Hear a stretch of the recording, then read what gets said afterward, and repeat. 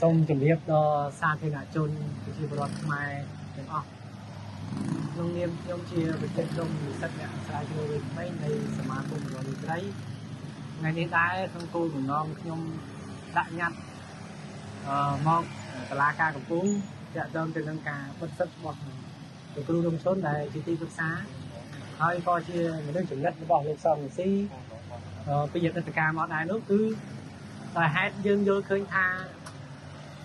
នៅក្នុងសង្គមកម្ពុជាយើងចាប់ពី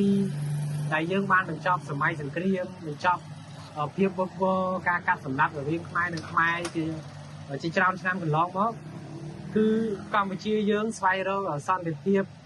នឹងការរួបរวมគ្នានឹងការអភិវឌ្ឍផ្សេងៗឲ្យកាន់តែរីកចម្រើនមកដល់បច្ចុប្បន្ននេះគឺដោយលំបាកមែនទែនដូច្នេះយើងសង្កេតឃើញហើយថាកាលពីឆ្នាំ2013 2014ហើយនឹងការធ្វើនយោបាយរបស់លោកសំស៊ីកន្លងមកនេះ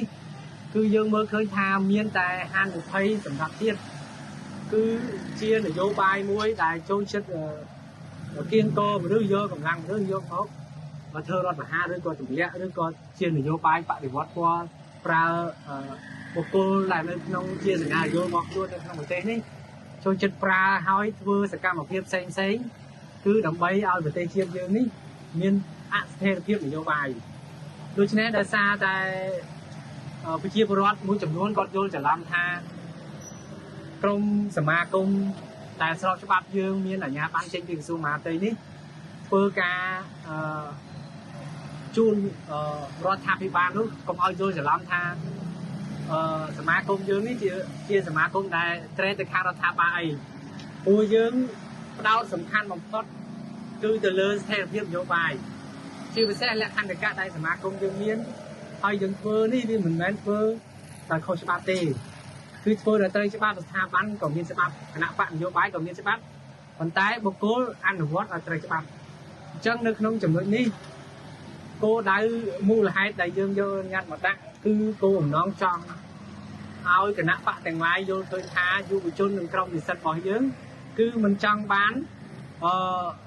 វត្តធម៌នយោបាយលោកសំស៊ីដែលបង្កប់ខ្លួននៅក្នុងគណៈបកណាមួយឡើយជាពិសេសនោះគឺចលនាផ្សេងតែមានលោកសំស៊ីនៅពីក្រោយនោះគឺឲ្យតែយើងសង្កេតឃើញថាជាវត្តធម៌ដែលនាំហានិភ័យដល់ជាតិការធ្វើសកម្មភាពដែលនាំហានិភ័យដល់ការអភិវឌ្ឍគឺយើងនឹងចេញមុខធ្វើតស៊ូមតិឬក៏ដាក់ញត្តិផ្សេងដើម្បីទប់ស្កាត់នៅចលនាទាំងអស់នោះដើម្បីការពារបានទី1គោលបំណងយើងគឺស្ថិរភាពនយោបាយក្នុងប្រទេសទី2ផលប្រយោជន៍សន្តិសុខជាតិរបស់ប្រជាជនទាំងមូលទី3គឺយើងចង់បានការអភិវឌ្ឍដែលមាននិរន្តរភាពមិនមែនដោយ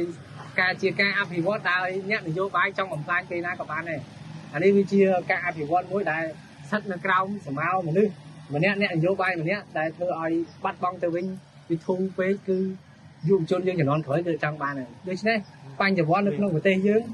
វាសម្បូរណាស់មិនគួរណាដែលយកគណៈបកមួយទៅជ្រកក្រោមសមោមនុស្សម្នាក់ហើយធ្វើនយោបាយអស់មួយជីវិតទេបាទ